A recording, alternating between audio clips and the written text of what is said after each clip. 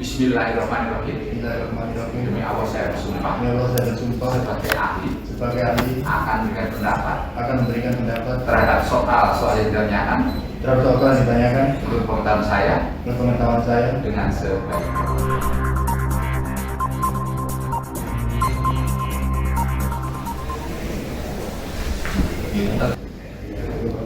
Saya kami tanyakan identitas ahli dulu, namanya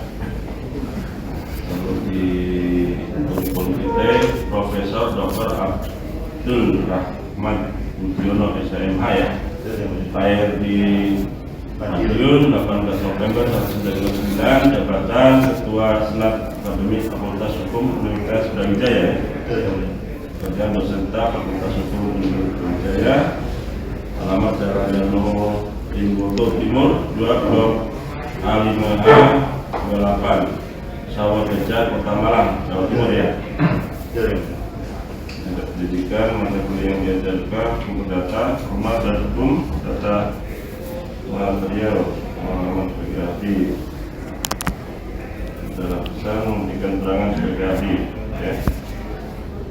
Silakan, bukan, mulia. Oh iya, yang mulia. Sudah tugasnya. Ini fotokopi. Asli. Asli ya.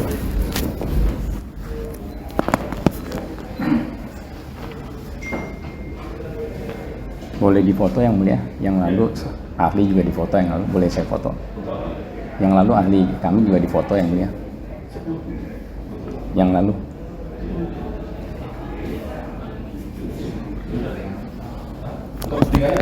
Ya untuk datanya yang mulia.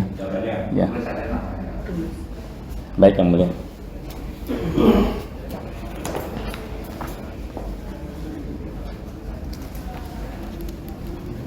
Profesor Dr. Abdul Rahman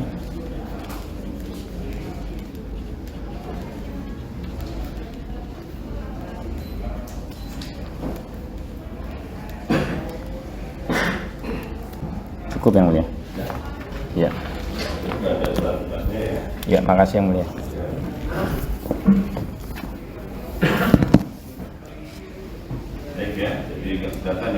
Tidak yang mulia. Ya.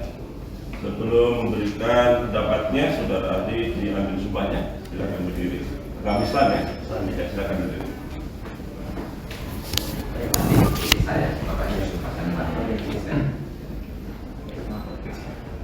Bismillahirrahmanirrahim. Bismillahirrahmanirrahim. Demi Allah saya bersumpah Demi Allah saya bersumpah sebagai ahli akan memberikan pendapat terhadap soal yang ditanyakan menurut menurut pengetahuan saya dengan sebaik-baiknya.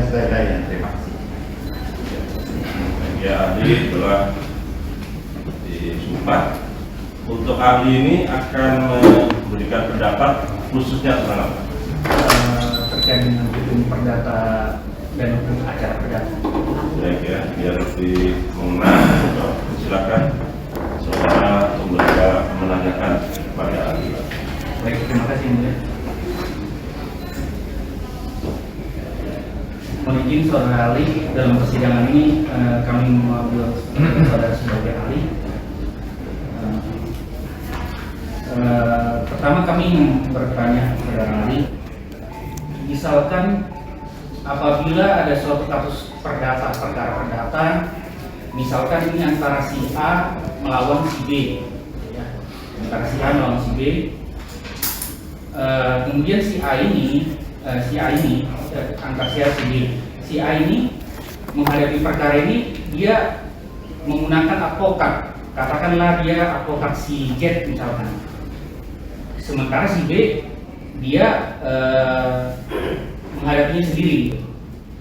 Yang ini kami tanyakan adalah, dalam perkara itu apakah perkara ini antara si A melawan si B atau si A bersama dengan advokatnya si Z melawan si B?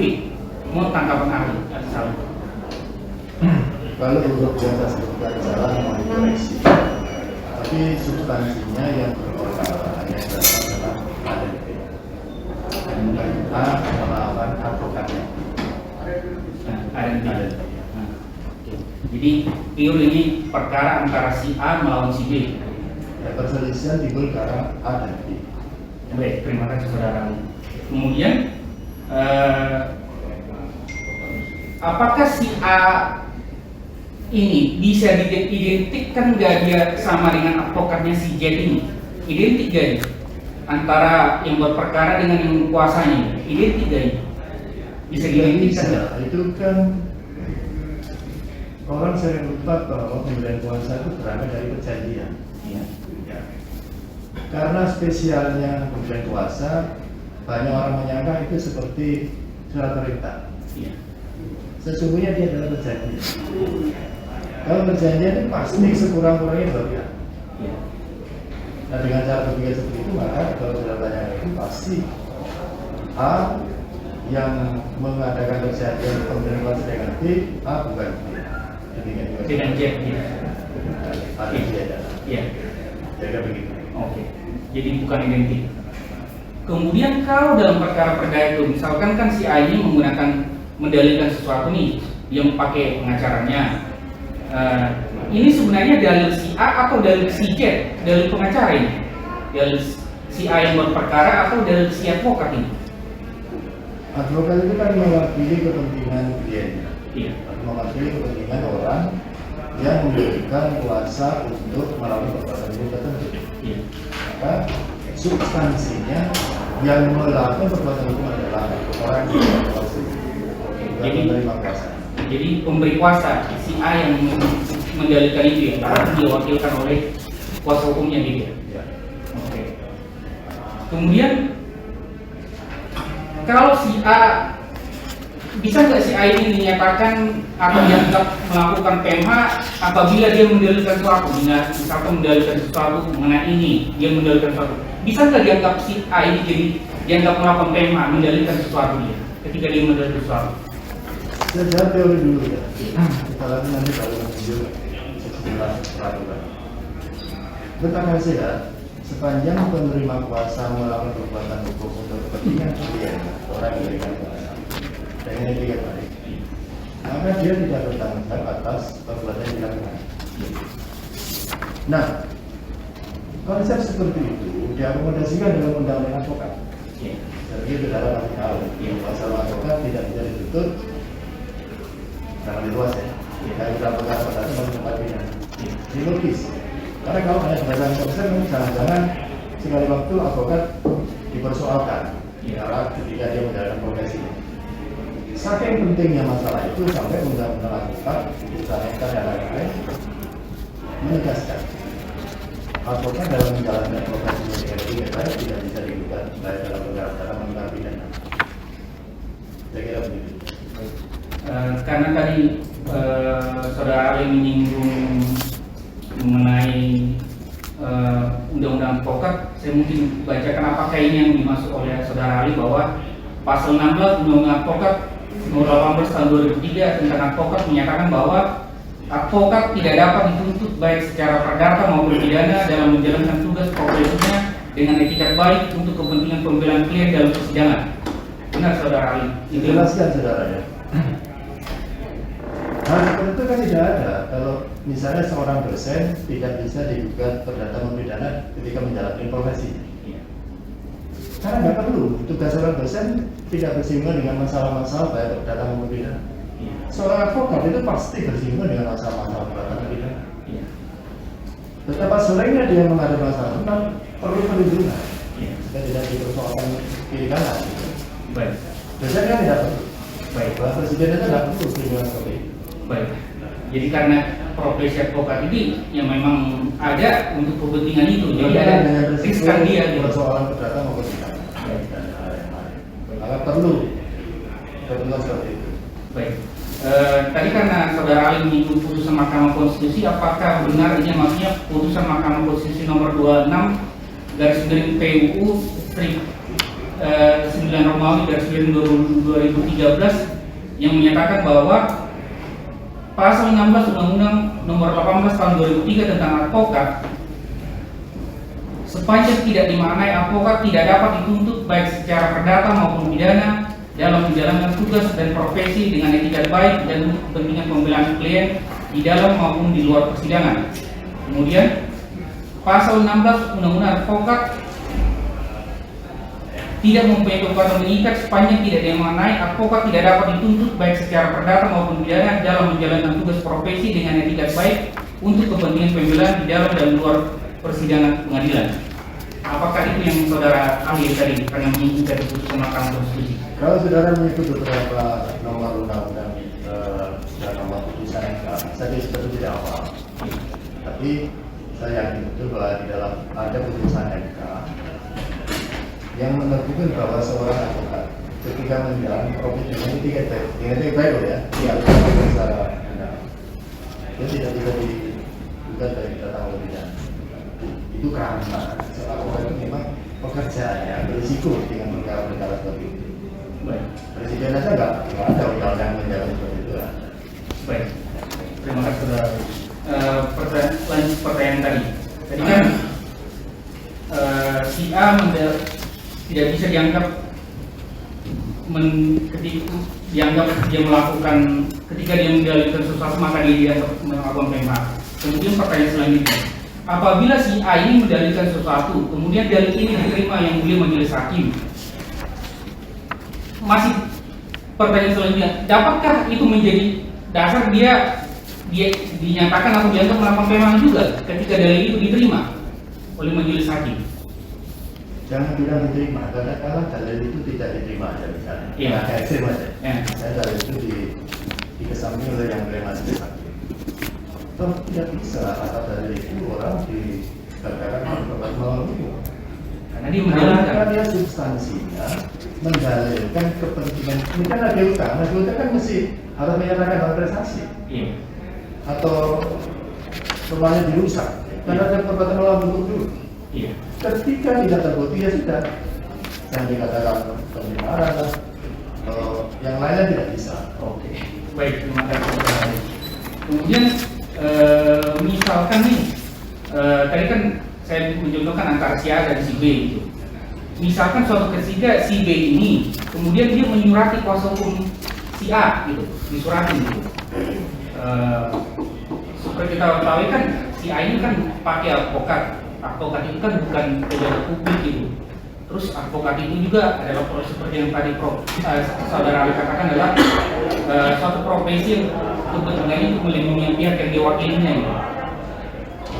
Ada nggak ketentuan yang melarang bahwa kalau advokat si A ini tidak menjawab surat si B itu, ada nggak ketentuan hukum yang dilanggar atau kalau tidak dijawab suratnya dengan catatan bahwa si advokat ini kan dalam bertindak ini nggak bisa sesuka hati si advokat ini bertindak ini, harus ada persetujuan kliennya dulu gitu loh.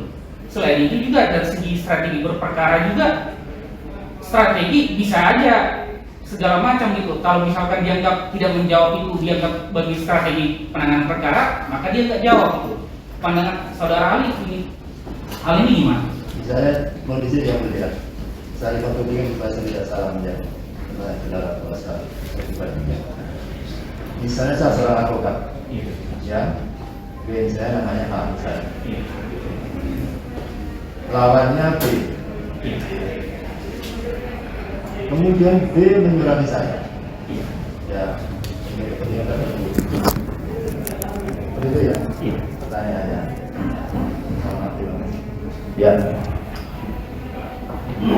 Kemudian saya tidak melayani kepentingan si pengirim surat, ya, apapun kepentingannya, dengan bisa informasi dan lain-lain. Itu menurut saya bukanlah itu justru kewajiban. Karena seorang advokat itu di dalam perjuangan kepentingan negaranya kan pasti punya strategi. Yang strategi tidak harus diberikan diberitahukan kepada siapapun apalagi lawannya.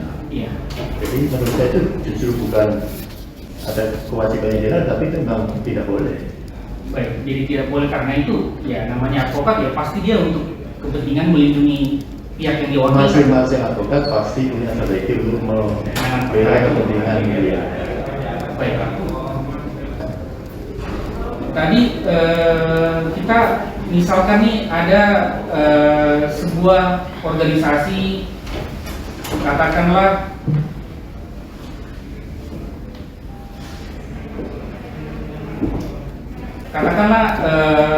ada sebuah organisasi kemudian organisasi ini yang terpilih adalah misalkan katakanlah si R ketuanya, kemudian si D sekretarisnya gitu. Di tengah jalan si R ini mengundurkan diri gitu, jadi sekretaris naik jadi ketua gitu, menyelesaikan sisa jangka waktu jabatannya gitu. Oh ganti ya, melanjutkan meneruskan pengurusan sebelumnya gitu. Kemudian terjadi perkara sengketa organisasi di pengadilan negeri, katakanlah pengadilan negeri X misalkan. Kemudian ada putusan pengadilan negeri X yang kemudian dikuatkan oleh pengadilan tinggi, kemudian dikuatkan oleh Mahkamah Agung yang mengatakan bahwa pihak yang lawannya D tadi, ketika terjadi perkara antara si D dengan katakanlah si X, si S misalkan, bersengketa mereka masalah kepengurusan organisasi tersebut. Oleh pengadilan negeri X menyatakan bahwa yang sah adalah si D. Putusan pengadilan negeri X dikuatkan pengadilan tinggi, dikuatkan pengadilan Mahkamah Agung. Ketika ada putusan yang telah berkekuatan tetap, masih dapatkah si X ini dia terlebih dalam putusan pengadilan negeri X itu dinyatakan bahwa si X nggak boleh, bukan ketua umum, dia nggak boleh mengatasnamakan organisasi itu lagi. Hal ini yang saya tanyakan, ketika merasa misalkan si X masih merasa belum puas juga di pengadilan negeri yang lain, dapatkah si X ini yang sudah kalah di pengadilan yang sebelumnya yang sudah berkekuatan tetap ini mengatasnamakan organisasi itu? Manajer yang mulia, agak panjang ini jawabannya. Gugatan di dalam perkara perdata itu kan terdiri atas 3 subbagian. Yang pertama identitas para pihak, yang kedua fundamentum petendi, yang ketiga seperti itu, sesuatu yang diminta. Baik identitas para pihak, kemudian posisi atau fundamentum petendi, itu mengantar yang mulia hakim untuk menuju pada putusan, amar putusan. Yang merupakan norma adalah amar putusan. Ya. Nah, putusan hakim itu kan bertingkat-tingkat.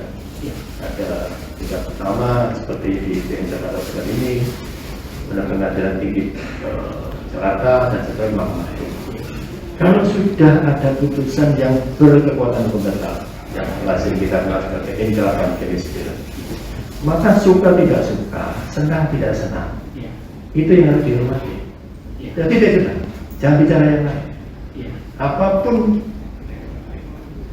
persoalan seseorang, ketika berhadapan dengan putusan hakim, itu yang dihormati. Selesai. Jadi putusan itu harus dihormati gitu loh. Amar putusannya yang menyatakan demikian. Sehingga seandainya si S mengajukan gugatan, ya dia nggak berhak lagi mengatasnamakan organisasi itu karena sudah ada putusan yang telah berkekuatan tetap sebelumnya. Saya beri contoh masih baru saja. Ketika hakim memutuskan perkara Pak Sambo itu kan, sudah jangan mengatakan anggota Polri kan sudah diberhentikan sebelum bisa dimulai. Sudah ada sidang etik juga. Iya. Jadi kan dihormati. Dia sudah bukan polisi lagi ketika mendapat putusan hakim. Ya gampang saja. Ya, mohon maaf yang mulia, mohon maaf. Jadi seperti itulah pandangan saya bahwa putusan hakim itu dihormati. Saya contoh yang masih fresh yang saya pikir orang saya Indonesia tahu semua. Ketika Pak Sambo mendapat putusan itu kan dia sudah bukan anggota Polri, sudah tidak ada sidang etik yang bertiga itu sebagai anggota Polri. Meskipun perkara pidananya masih jalan gitu ya. Iya, betul. Harus dihormati karena ini jadi. Kemudian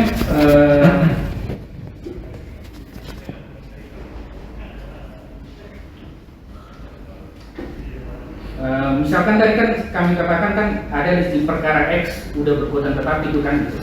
Kemudian si S ini masih belum terima, kemudian dia gugat lah misalkan di pengadilan negeri B misalkan. Perkara ini jadi perkara pertama, perkara kedua gitu. Perkara kedua ini kemudian di NO gitu, tidak dapat diterima.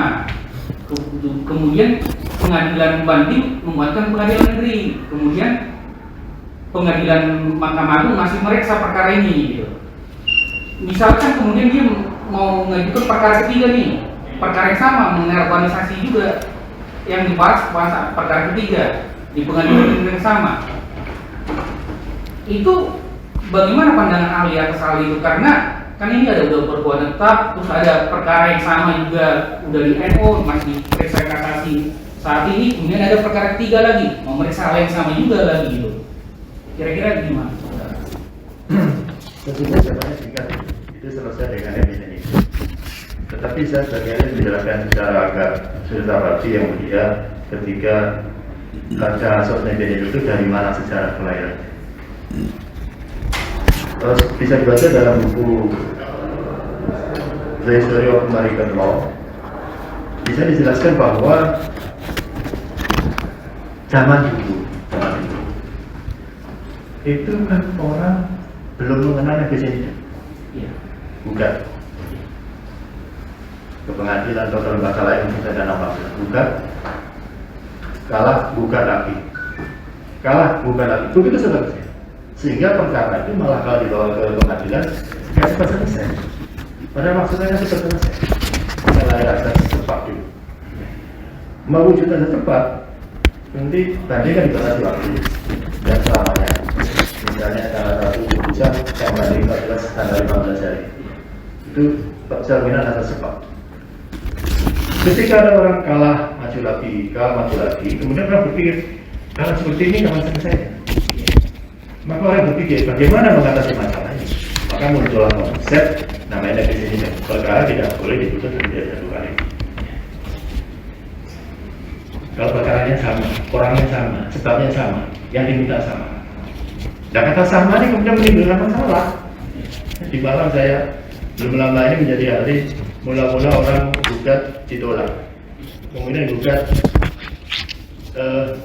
tetangganya diikutkan, isinya diikutkan dan seterusnya, sehingga tidak sama. Dulu kan pihaknya cuma 2, sekarang jadi 6. 6 itu ada tetangganya, ada jandanya dan lain sebagainya. Ini kan main-main, ini kan meledek pengadilan. Tidak boleh. Akhirnya menghadapi masalah orang berpikir bagaimana ini merumuskan kata sama. Akhirnya orang menerima satu konsep, satu teori bahwa walaupun mungkin diubah-ubah, subjeknya ditambah, dikurangi, ditambah dan sebagainya, asalkan perkara pokok sudah diputus, namanya positif, maka dia ada positif. Suka tidak suka. Jadi kalaupun gugatan baru itu dirubah-rubah dikit, terus ditambah-tambah, pihaknya dikurang ditambah. Ya kalau bisa ditambah dikurangi. Nah, tetap juga Tapi karena perkara kan udah diputus. Udah diputus. Yang disengketakan udah diputus. Berarti itu positif. positif. Netizen itu. Baik.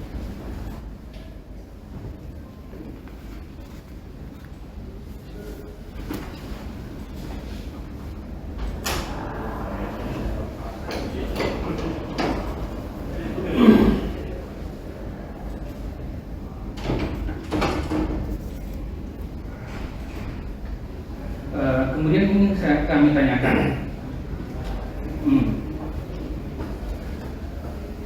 bahwa misalkan dalam hal ini, misalkan ini ada sekarang misalkan gugatan kepada PT ABC yang beralamat di Jalan 123 gitu.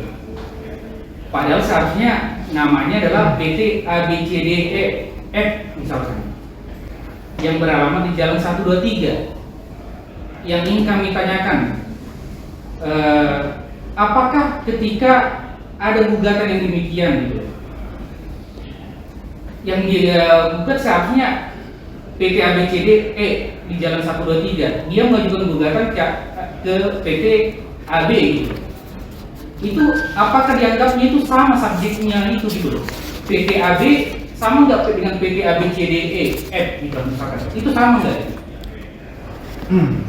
Saya belum mengerti yang saudara tanyakan ya. Ke arah mana? Coba diulang, pakai yang lebih simpel. Baik. Ke arah mana sebenarnya saudara kuasa bertanya? Misalkan ada yang namanya PT, misalkan PT Angin misalkan, PT Angin. PT Angin ya. PT Angin. Ya. Beralamat di Jalan Sudirman misalkan, Sudirman nomor 1 misalkan. Kemudian ternyata ada PT Angin Jaya Sentosa Abadi misalkan, beralamat di Jalan Sudirman nomor 1. apakah PT Angin ini sama nggak ini dengan PT Angin Jaya Sentosa Abadi? Dari segi- Masing-masing subjek hukum itu kan punya identitas. Iya. Dan orang bisa saya, Iya. Abdul Rahmat Budiono. Iya. Itu masih kurang. Umurnya kapan? Lahir kapan? Iya. Orang di mana? Pekerjaan apa dan seterusnya. Iya. Suatu ketika ada orang menggugat namanya A. Titik Rahmat. A. Titik Rahmat. Yang mulia ini setahun yang lalu saya mengawinkan putri saya. Itu nama saya KTP saya itu A. Rahmat Budiono. Itu hampir tidak jadi kawin zamannya. Ini saudara kalau bisa buktikan bahwa ini Abdul. Wah saya, wah ini kalau sampai nggak jadi, saya jadi satu anak saya, di satu itu nggak disapa oleh anak saya bertahun-tahun. Ya akhirnya dengan berbagai macam cara saya mengusahakan supaya A itu adalah Abdul. Itu saja dipersoalkan. Apalagi kalau Amin dan yang sejahtera sudah pasti subjek yang berbeda.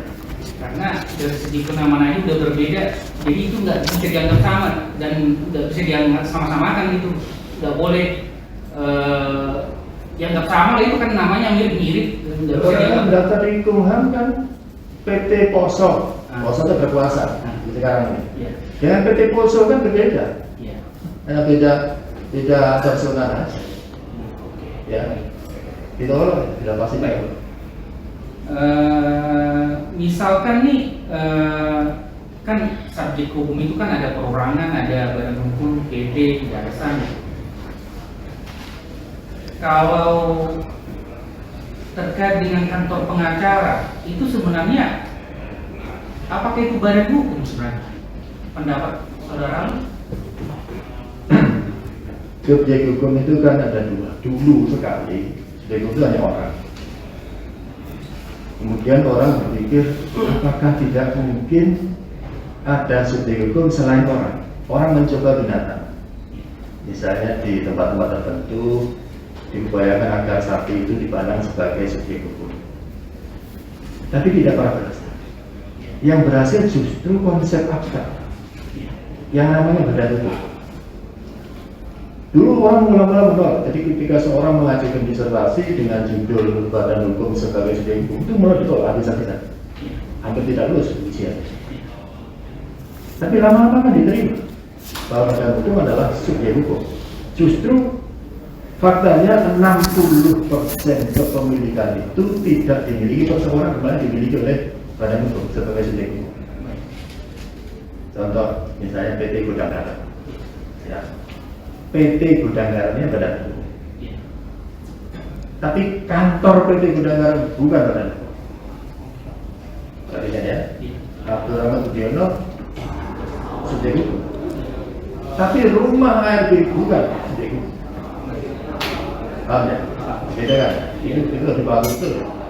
Maka seorang advokat harus berhati-hati memunculkan satu yang karena itu bagi hukumnya penting sekali. Baik, itu jalannya.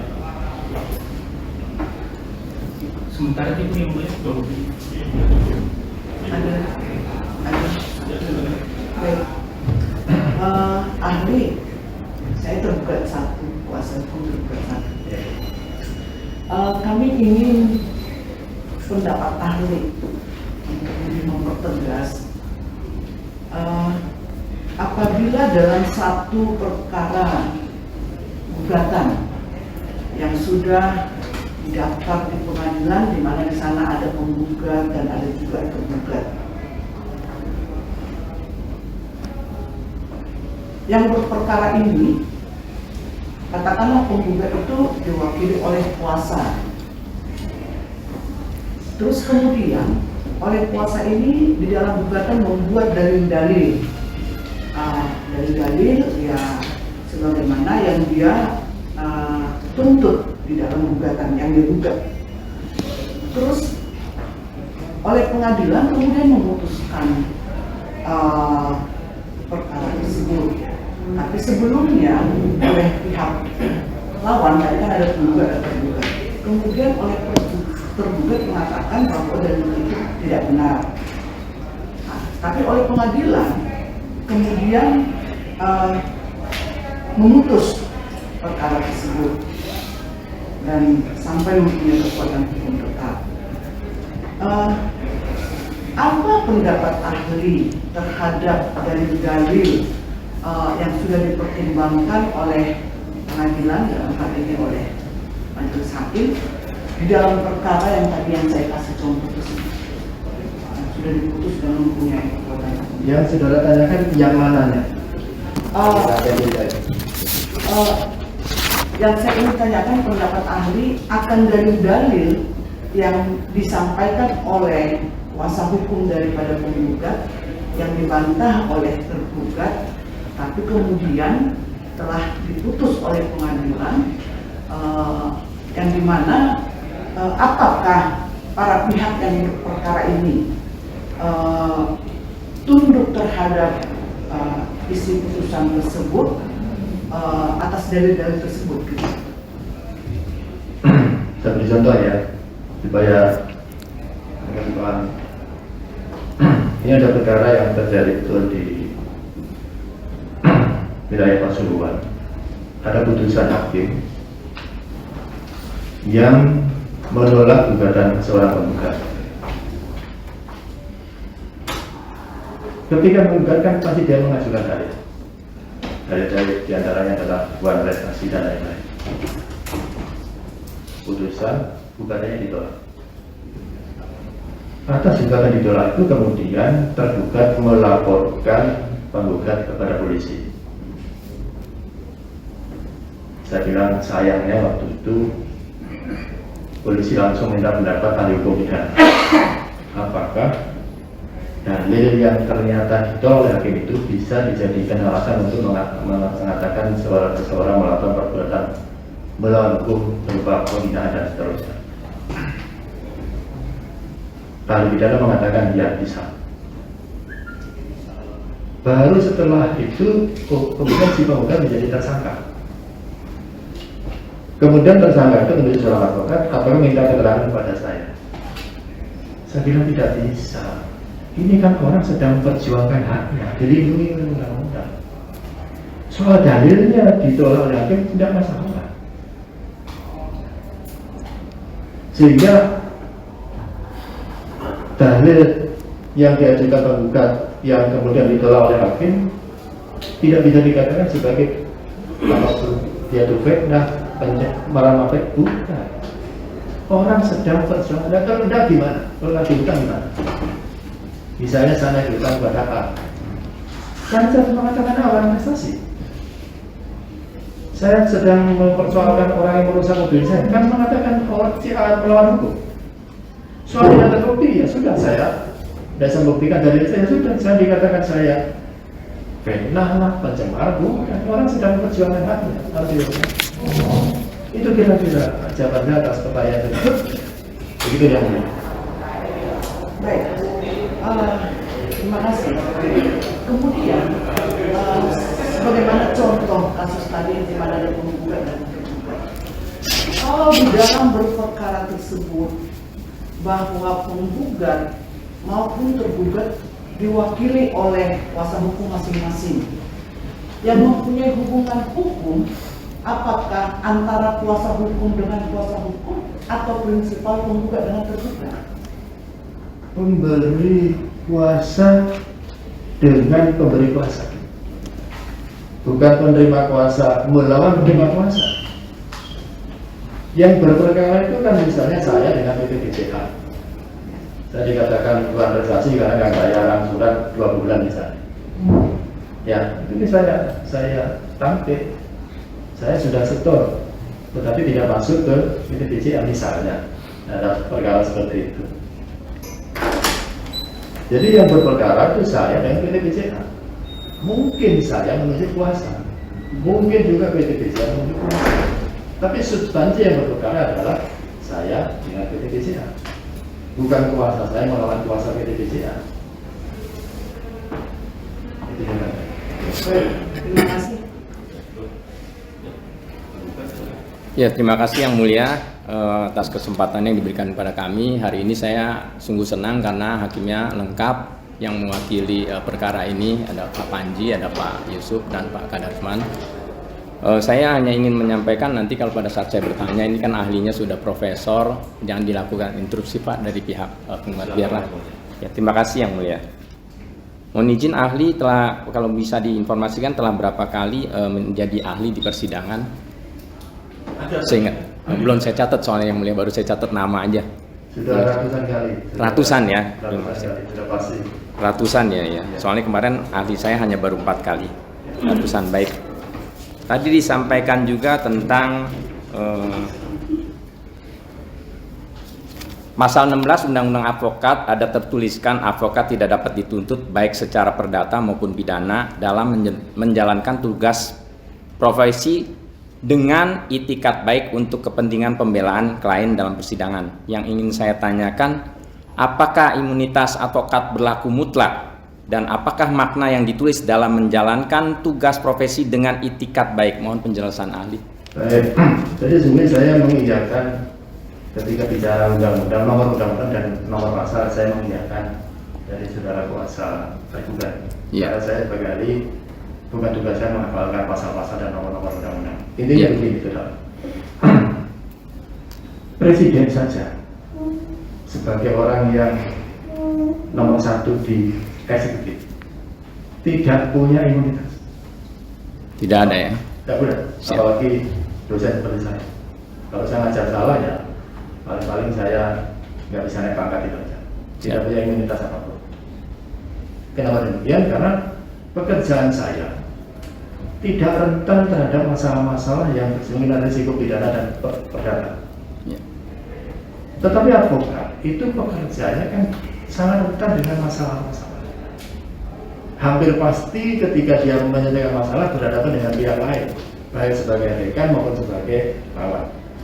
Nah, dalam kondisi seperti itu maka logis bahwa advokat perlu dilindungi. Kadang-kadang nanti advokat kiri kanan digugat terus. Ya. Dia tidak dalam hal itu tidak kok berpikir kepentingan klien, mikir dirinya sendiri tidak digugat oleh lawan-lawan. Itulah sebabnya maka perlu ada imunitas. Tapi intinya tidak mutlak ya, poinnya di situ ya, ahli. Kalau itu tidak mutlak itu artinya kalau dia di rumah sedang nyabit rumput, ya jangan bicara imunitas advokat. Tapi ketika dia menjalankan kepentingan kliennya, berarti dia didapati akses imunitas itu. Baik. Saya perlu jelaskan dulu ahli, saya bukan sarjana hukum, belum advokat, baru masih kuliah. Jadi nanti kalau ada pertanyaan kurang jelas, minta diulang aja. Oh, sudah menjadi advokat? Saya belum, saya baru semester 5. Jadi kalau kata-katanya kurang tepat mungkin diminta diulang saja. Saya minta Tidak ya, baik. Kuasa pemimpin. Saya bukan kuasa, saya prinsipal langsung. Saya prinsipalnya langsung. Mohon maaf. Ya, saya prinsipalnya langsung. Mohon maaf. Dan baru kali ini persidangan menggunakan ahli yang mulia. Jadi sebelum-sebelumnya nggak pakai ahli. Saya ingin bertanya, bagaimana pendapat ahli apabila ada advokat membuat konstruksi hukum untuk sebuah peristiwa munaslup yang sama pada tanggal yang sama, namun pengurus-pengurusnya berbeda-beda. Sebagai contoh, pada pengadilan 1 munaslup terpilih Alfa sebagai ketua umum, Beta sebagai sekjen, Delta sebagai bendahara. Lalu pada pengadilan kedua, hasil munaslup di posisi yang peristiwa yang sama disebutkan, dikonstruksikannya Beta yang sebagai ketua umum, X-ray sebagai sekjennya, Zebra sebagai bendaharanya. Padahal fakta sesungguhnya dalam munas tersebut yang terpilih adalah Alfa ketua umum, Beta sekjen, Charlie bendahara. Jadi artinya beda semua. Kemudian si A, Alfa ini telah hadir memberikan keterangan peristiwa yang sesungguhnya di pengadilan 1 dan pengadilan 2. Artinya sebagai advokat diduga telah mengarang fakta peristiwa, merubah data nama-nama pengurusnya, entah karena itu advokatnya sendiri atau sesuai pesanan klien atau karena kelalaian dari advokat. Pertanyaan saya, menurut ahli, jika peristiwa itu ada dan dapat dibuktikan, apakah hal tersebut dapat dikategorikan sebagai malpraktek?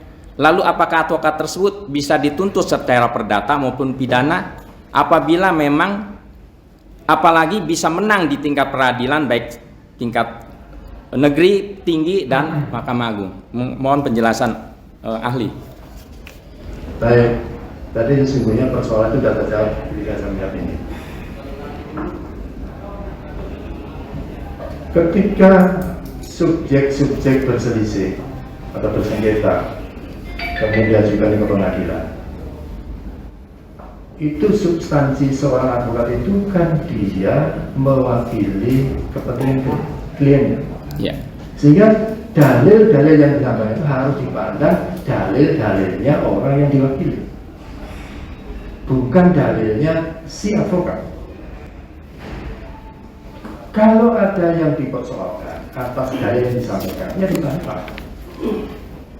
Bahwa ternyata kemudian hakim memutus perkara itu dengan ujung akhir amalnya mengatakan A, apapun di muka ada dihormati. Mengapa demikian? Karena begini saudara, zaman dulu orang berselisih itu kan ujung akhirnya kan duel. Dan begitu orang melihat film-film western, ketika bersengketa akhirnya kan duel, tengok mereka.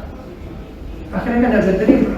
Yang diterima adalah konsep mendatangkan pihak ketiga atau lembaga ketiga untuk menyelesaikan persetujuan mereka. Itulah sekarang kita kenal sebagai pengadilan. Tidak bisa kita tolak. Nah, ketika ini memutus harus dihormati, selesai saja. Tidak puas ya mungkin banding silakan, kasasi silakan, masih ada PK dan seterusnya. Tidak dengan cara lain. Kalau belum bisa dihormati kan nanti ada potensi satu perkara diputus dua lembaga pengadilan yang di sini mungkin berbeda. Ini menimbulkan masalah yang sangat sulit penyelesaiannya. Maka kuncinya adalah hormati putusan hakim, terutama alat.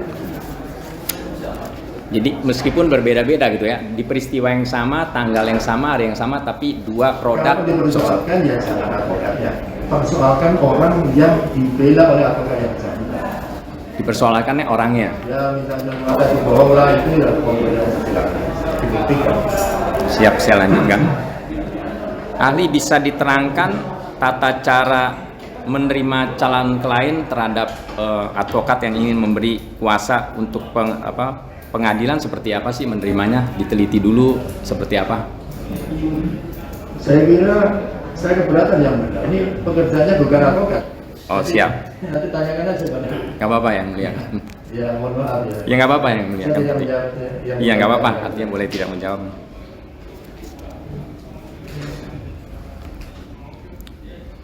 Menurut ahli, sebuah organisasi itu apakah dibutuhkan akta notaris? Sebentar ya, sorry. Apakah akta notaris dan isi akta notaris dari sebuah organisasi itu penting membedakan akta organisasi itu benar atau akta perusahaan? Apakah penting itu? Coba diperjelas, ini arahnya kemana? Nanti kalau saya jawab saya Ya, keliru. nggak apa-apa. Maunya gimana? Ada organisasi.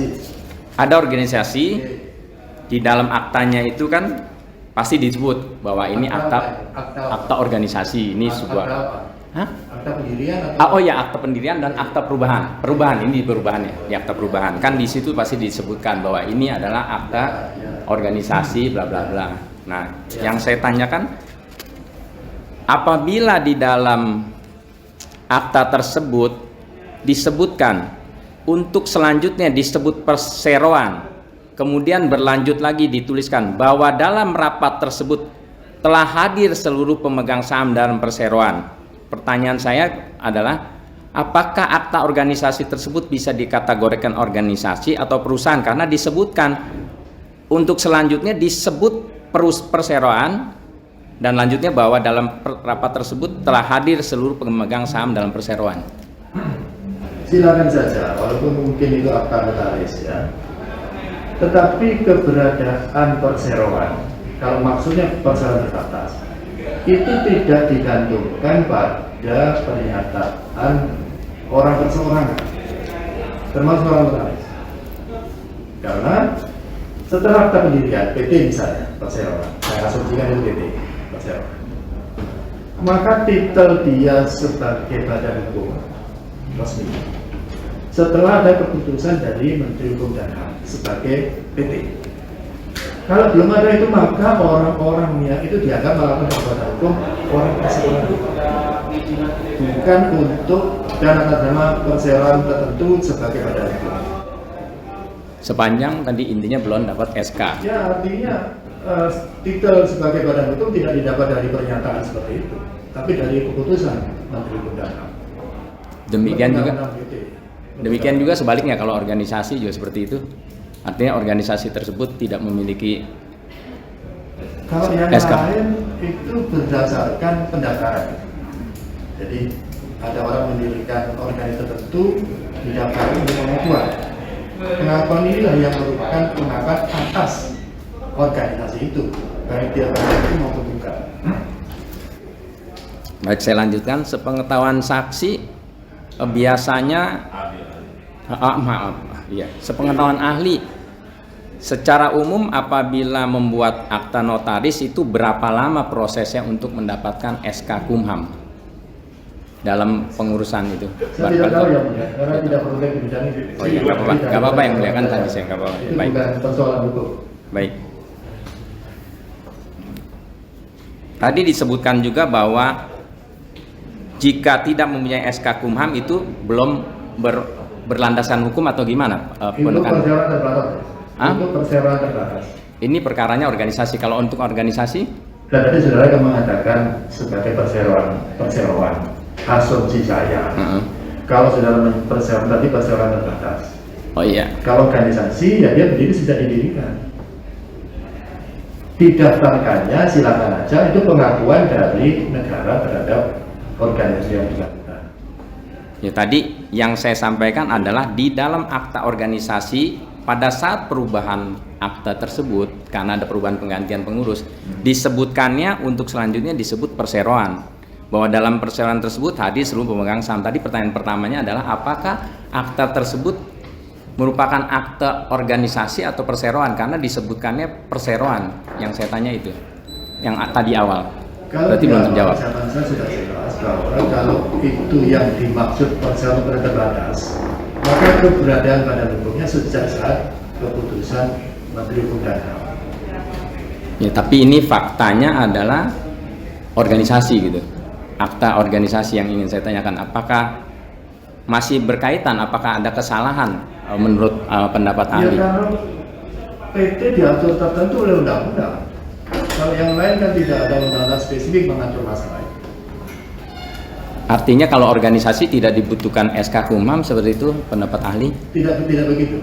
Tidak begitu. Itu kan didaftarkan untuk kepentingan bahwa organisasi itu ada. Kalau PT didaftarkan itu untuk memperoleh status sebagai badan hukum. Baik, Ini harus dibedakan. Baik, saya lanjutkan. Apabila seorang advokat mengetahui kliennya telah menggugat SK Kumham organisasi pesaingnya baik di PT UN, di TUN dan di MA, dan hasil putusannya adalah tidak dapat diterima, apa seharusnya yang akan dilakukan advokat? Jadi dia sudah melakukan, kliennya sudah melakukan, ada advokat, ya. Adalah kepentingan klien. Iya. Terus Menggugat di PT UN, tidak dapat diterima, banding ke TUN sama menguatkan, kemudian kasasi juga tetap tidak ya menguatkan eno-nya, artinya tidak diterima.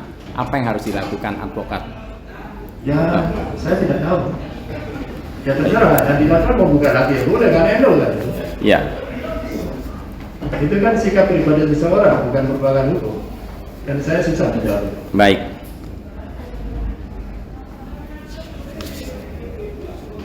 Tadi berkaitan dengan, bentar ya.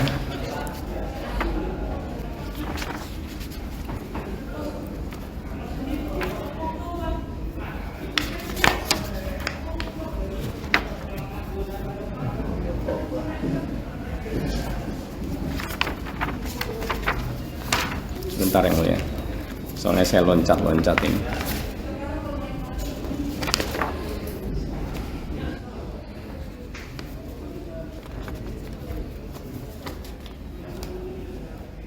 Yang saya selanjutnya ingin tanyakan, sebagai advokat jika menangani klien sampai selama 7 tahun secara terus menerus, apakah advokat itu mempunyai intuisi kliennya itu di posisi yang benar dan salah? Bukan, terima kasih. Siap yang mulia. Masa ahli hukum ditanya intuisi? Baik yang mulia, baik Pak Ahli. Ya, selanjutnya tadi juga sempat disampaikan mengenai surat. Yang ingin saya tanyakan lebih detailnya adalah apakah seseorang telah mengirimkan surat advokat dan telah 8 kali, kemudian juga seseorang tersebut sudah 3 kali datang untuk menanyakan klarifikasi tentang apakah advokat tersebut turut terlibat atau menjadi korban juga atas informasi yang diberikan oleh klien, dan juga sudah mengirimkan ke kantor induk organisasinya tapi tidak dijawab. Pertanyaan saya, apakah pendapat pendapat ahli itu apa yang harus kami lakukan? Apakah memang sesuai kalau saya sependapat kalau saya melakukan gugatan di pengadilan? Salah satu hal penting yang harus dimiliki advokat itu adalah kredibilitas dan kesungguh-sungguhan. Ya. Ya. Saya beri contoh saudara ya, yang mulia saya izin memberikan apresiasi kepada saudara advokat ini yang katanya semester kelima. Siap. Fakultas Hukum. Ya. Sudah berani tampil di persidangan menghadapi kegiatannya. Siap. Saudara, nanti kalau ada berprofesi sebagai advokat, Ya. bukan seseorang yang ujungnya pembayaran sejumlah uang, maka saudara harus meletakkan sita jaminan. Ya kalau lawannya saudara kenal nggak apa-apa. Bagaimana, saksi? Kalau lawannya saudara kenal, mungkin saja bisa si A punya apa. Tapi besar kemungkinan saudara nggak ngerti siapa lawannya itu. Dia punya apa, sehingga saudara harus investigasi kekayaan apa bisa saya letakkan sita jaminan. Dan saudara nggak bisa datang kepada ini, mas ini klien kalian punya apa saja. Ya disebutnya kan begitu. Jadi tidak setiap informasi yang sudah minta kepada orang lain, apalagi sebagai lawan, harus diberikan. Apalagi seorang advokat. Di sini undang-undang untuk merahasiakan informasi yang didapat dari kliennya. Gitu. Jadi ketika saudara meminta informasi nggak dijawabnya, nah jangan lain. Jangan memaksakan, ini harus dijawab, kalau tidak melawan hukum. Di mana melawan hukumnya? Advokat itu kan melindungi kepentingan klien, memperjuangkan kepentingan klien. Maka wajar kalau dia tidak menginformasikan hal berkaitan dengan klien. Saudara yang harus punya, saudara tadi bilang intuisi untuk menemukan jawaban apa tidak dari advokat yang sekarang sedang menjadi lawan saudara. Gunakan intuisi. Tadi saya bilang menggunakan intuisi karena saya gunakan intuisi saudara untuk menemukan hal itu. Itu jawaban saya, saudara. Ya, terima kasih. Saya lanjutkan ya.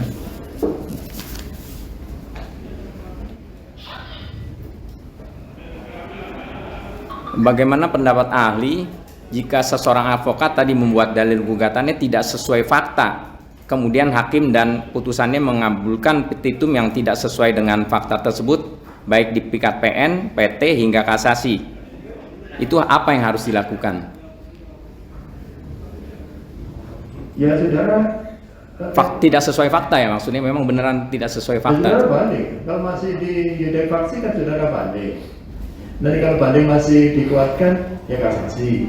Saudara buktikan bahwa putusan hakim itu tidak cocok dengan fakta, tidak cocok dengan yudek faksi. Ketika di Mahkamah Agung, saudara bicara hukumnya bahwa penerapan seperti itu telah tidak cocok dengan hukum material atau hukum formal. Anda buktikan. Ketika Anda bisa membuktikan bahwa yang diputus oleh hakim tingkat pertama kedua itu tidak cocok dengan penerapan hukum formal dan material, insya Allah dalil akan diterima oleh mahkamah. Tidak berdasarkan asumsi-asumsi.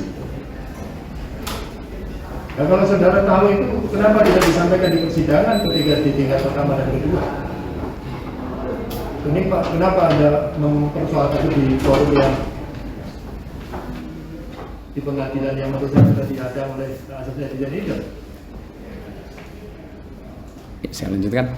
Ya justru ahli tadi saya sampaikan di pertanyaan nomor 2 tadi saya sampaikan bahkan seorang saksi yang terpilih pada saat munasnya, sudah hadir di persidangan, sudah menceritakan bahwa dialah yang terpilih di tanggal 2. Tapi kan keputusannya adalah tetap memenangkan perkara yang tidak sesuai dengan fakta.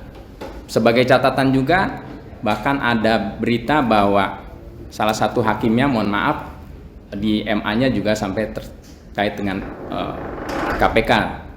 Dan hal-hal tersebut, apakah ahli juga pendapat saya harus menempuh jalur hukum baik di kepolisian maupun di KPK? Menurut ahli seperti apa? Ya silakan, saya tidak berkomentar atas pernyataan saudara, ternyata ini dan sebagainya, itu tidak berhasil dengan perkara ini. Tapi ketika saudara merasa ada hak sudah dilanggar, maka saya mengatakan sebagai ahli, silakan diperjuangkan. Tetapi orang memperjuangkan hak itu kan ada tata cara, ada hukum acaranya. Tidak, mohon maaf, tidak sekarang itu. Hukum acara itu sudah tertulis. Orang nagih utang ya nagih utang, silakan aja gunakan, mau ada jaminan apa enggak, dan bukan buat celurit, itu bukan nagih utang. Kalau sebetulnya nggak perlu undang-undang, nggak perlu yang mulai majelis hakim. Jadi saya ulang, saudara kalau merasa sudah dilanggar oleh siapapun, silakan diperjuangkan lewat tata cara yang betul atau hukum acara yang betul. Baik. Tidak membuat asumsi yang malah mengganggu pikiran saudara sendiri. Baik, saya lanjutkan. Menurut ahli, pendapat ahli, apa bedanya antara profesi advokat dan profesi notaris? Lalu kapan seseorang membutuhkan advokat dan kapan seorang membutuhkan notaris? Yang mulai sih saya tidak menjawab pertanyaan ini karena ini keluar konteks dari persoalan ini. Tapi dua-duanya profesi itu profesi yang dijunjung tinggi di bidang hukum, sampai dikatakan advokat itu mempunyai fungsi yang luhur sebagai salah satu unsur penegak hukum. Saking pentingnya notaris sampai-sampai ada undang-undang yang mengatur tentang jabatan notaris. Profesor itu sudah beritahu, meraihnya sangat sulit. Sangat sulit. Dari S1, S2, S3 di luar negeri dan sebagainya. Itu belum itu kalau profesor. Tapi tidak ada undang-undang tentang profesor ada. Betapa pentingnya hakim karena dia sampai ada undang-undang tentang jabatan notaris. Sangat pentingnya sampai ada undang-undang jabatan notaris.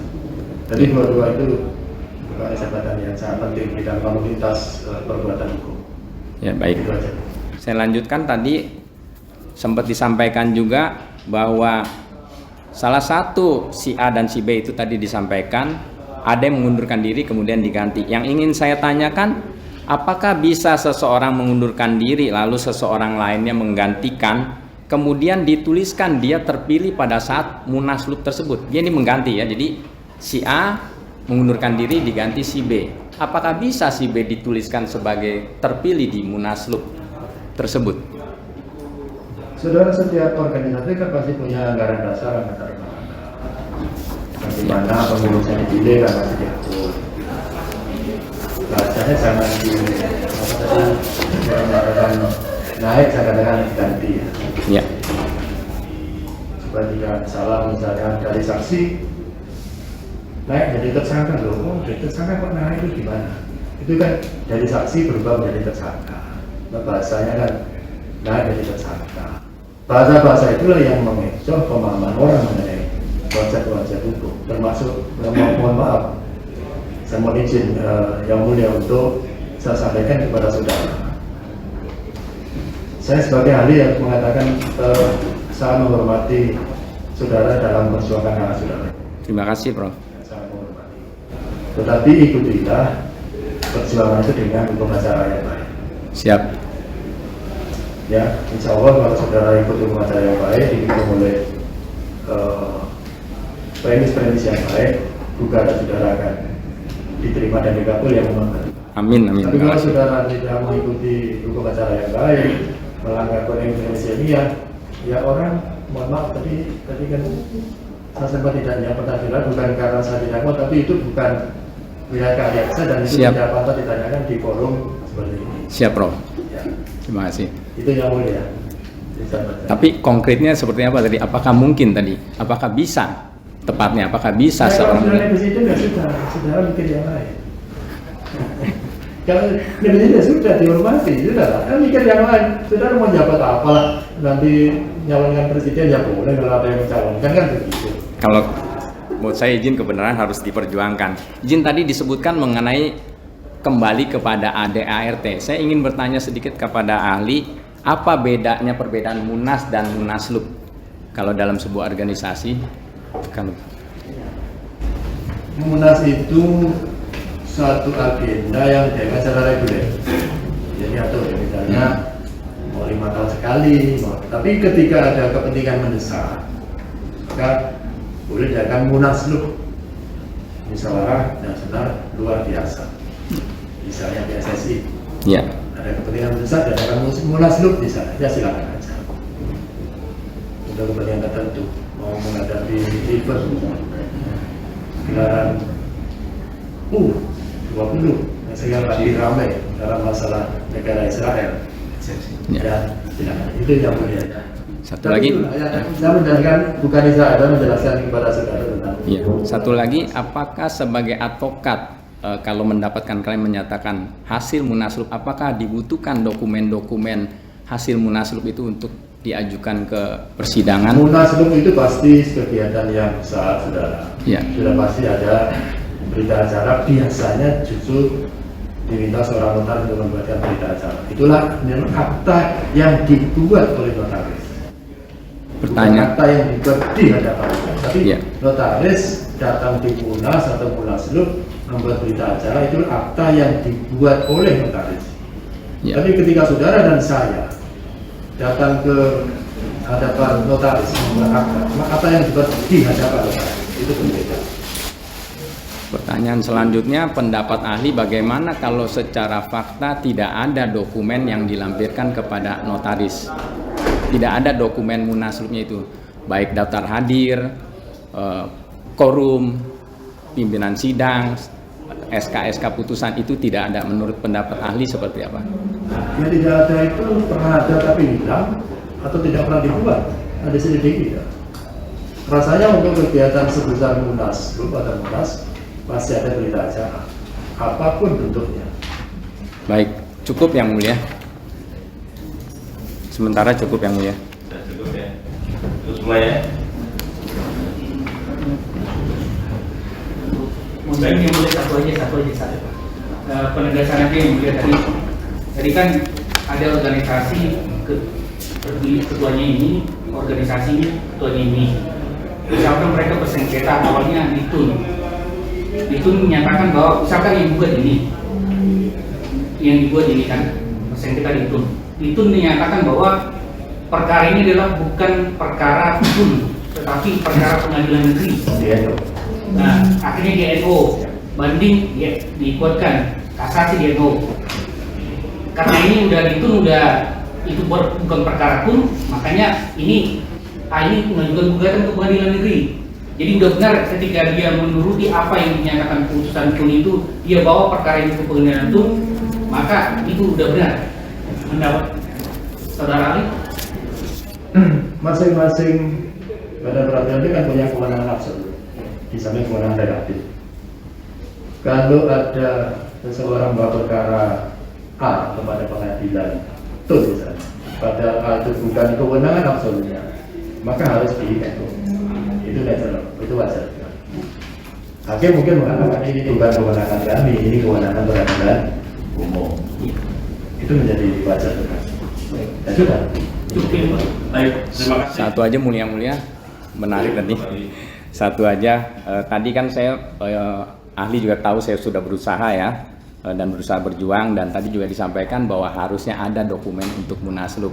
Mungkin saya juga menyampaikan yang mulia kalau memang mereka punya diberi kesempatan untuk melampirkan juga bukti-bukti tersebut, karena memang nggak ada menurut versi saya. Kalau ada kan dilampirkan karena peristiwa sangat besar. Kemudian kalau buntu, apakah juga satu pendapat aja, apakah setelah buntu nih kesana kemari, apakah juga sependapat dengan Bapak Kapolri yang menyampaikan no viral no justice? Menurut pendapat ahli seperti apa kalau berkenan menjawab?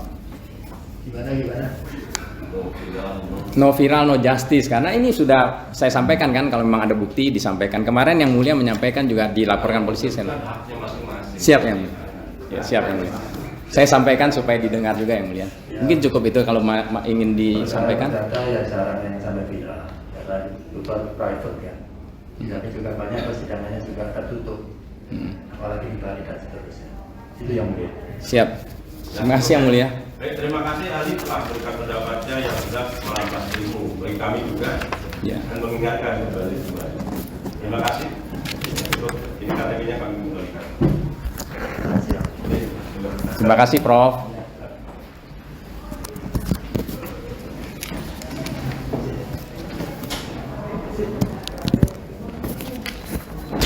Terima kasih Prof. Salam hormat. Baik, ahli apa?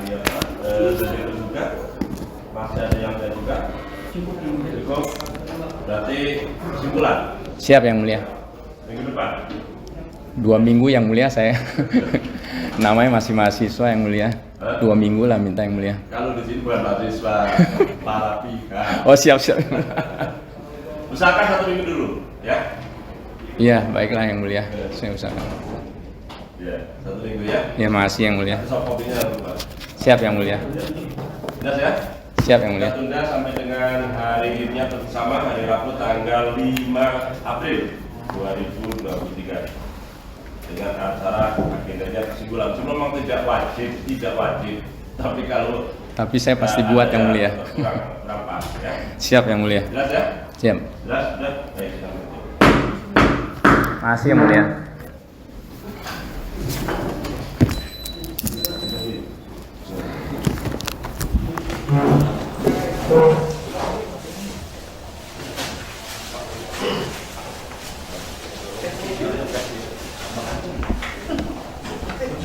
ada? Mas Milano ya, Bu ya? Ada yang bikin ke saya ini.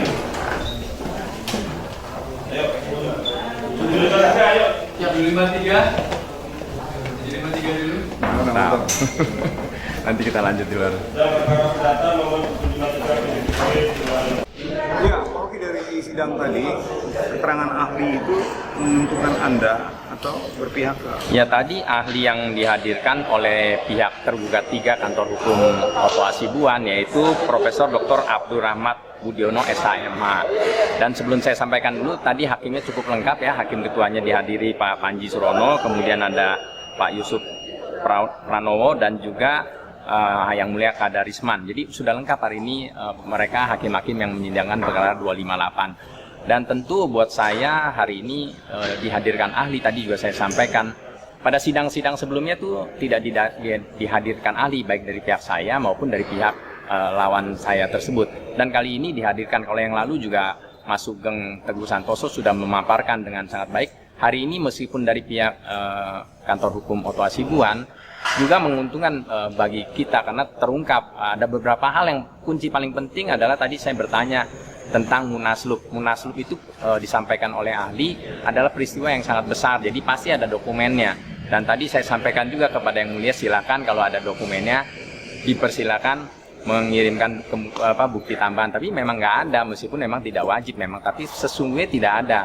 Dan memang hal yang merugikan adalah tadi keputusan pengadilan itu memang harus ditaati, memang seperti itu ya, memang kita juga mentaati. Oleh karena itu kan kami melakukan upaya hukum baik tadi ke pengadilan tinggi, ke MA, meskipun ada penolakan toh saya juga melakukan PK. Dan hari ini pun kami melakukan gugatan itu upaya-upaya hukum. Dan yang sangat menggembirakan adalah tadi disampaikan oleh ahli, beliau pun mendoakan semoga apa yang diperjuangkan mendapatkan keadilan, kebenaran, dan melakukan upaya-upaya hukum dengan benar.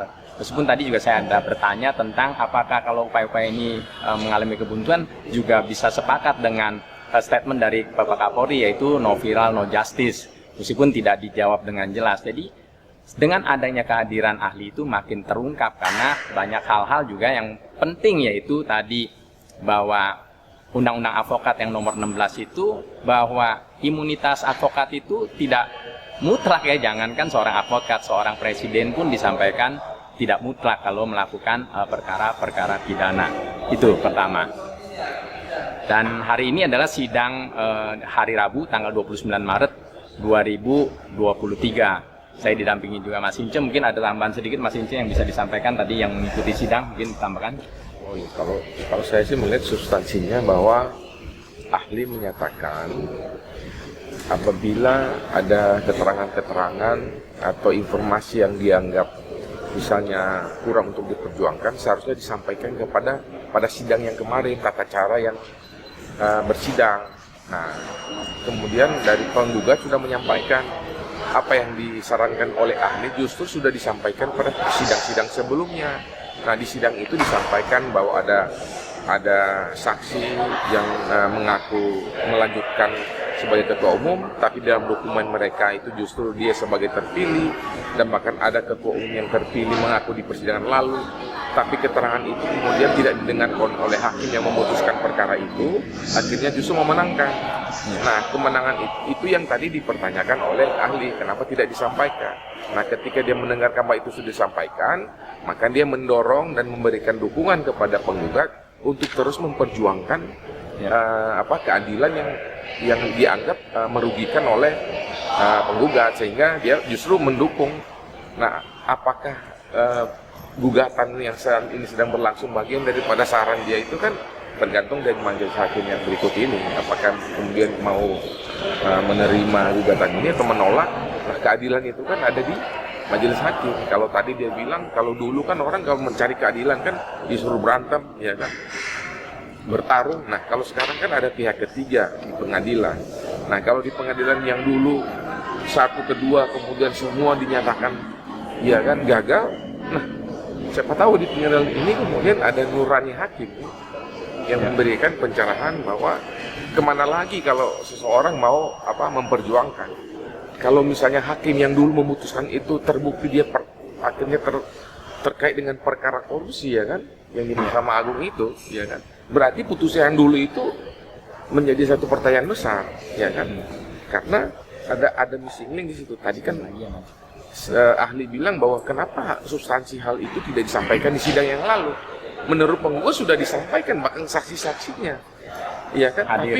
Tapi kenapa itu kemudian tidak kalah, ya kan, berarti itulah yang menjadi pertanyaan besar. Kalau sekarang ini substansi gugatannya misalnya sebetulnya berbeda, tapi kalau dinyatakan bahwa itu sama lagi, berarti ya ini peradilan yang harus dipertanyakan di sisi peradilan kan. Kalau misalnya warga negara mau menuntut keadilan, kemudian pengacara dan klien bisa memainkan peradilan itu dengan data-data yang berbeda, yang cacat hukum. Lalu orang-orang masyarakat mau mencari keadilan di mana lagi, ya kan? Pengacara kan bisa berlindung di balik undang-undang kepengacaraan untuk demi dalil untuk membela klien, lalu mengenyampingkan dalil-dalil hukum atau norma-norma hukum. Ya gimana lagi di negeri ini kan? Siapa yang harus menuntut keadilan? Jadi ya inilah proses hukum yang ditempuh oleh Pak Hoki ini dalam rangka mencari keadilan. Ya mudah-mudahan majelis hakim melihat bahwa ini tidak ada nebis in idem, tapi ini persoalan yang berbeda. Gitu. Ya mungkin saya tambahkan sedikit, di persidangan kan saksi selalu memberikan keterangan palsu, dan hakim menyampaikan bahwa untuk melakukan pembuktian keterangan palsu itu dilaporkan ke polisi. Jadi kemarin 2 hari yang lalu, hari Senin tepatnya ya, hari Senin itu saya sudah melaporkan lagi ke Polda tentang mereka memberikan keterangan palsu di muka sidang, tapi yang baru diterima itu yang di pengadilan Jakarta Selatan, karena menurut pihak Polda harus ada putusannya dulu baru bisa dilaporkan. Semoga nanti di persidangan ini juga nyata kan ada keterangan-keterangan palsu yang sangat jelas sekali, di mana tadi saya tanyakan juga apa bedanya pengacara dan notaris, karena ada saksi yang menyatakan di hadapan notaris, padahal notaris itu tidak ada, bahkan sesungguhnya itu adanya adalah somasi dan somasi sampai 2 ya, ini somasi keduanya, bahwa yang ada itu surat somasi. Jadi mereka kan dipaksa untuk menyerahkan, bukan dengan sukarela, dan bukan di hadapan notaris, tapi lebih jelasnya menggunakan jasa pengacara. Jadi itu sangat berbeda. Itulah kenapa laporan kami juga nanti semoga ini bisa menjadi laporan kedua, di mana sebelumnya di Pengadilan Jakarta Selatan telah diterima di Polda Metro Jaya. Itu saja yang bisa saya sampaikan. Minggu depan adalah kesimpulan, semoga bisa diterima dengan baik dan memperoleh keadilan dan berjuang untuk kebaikan di dunia peradilan di Indonesia. Terima kasih.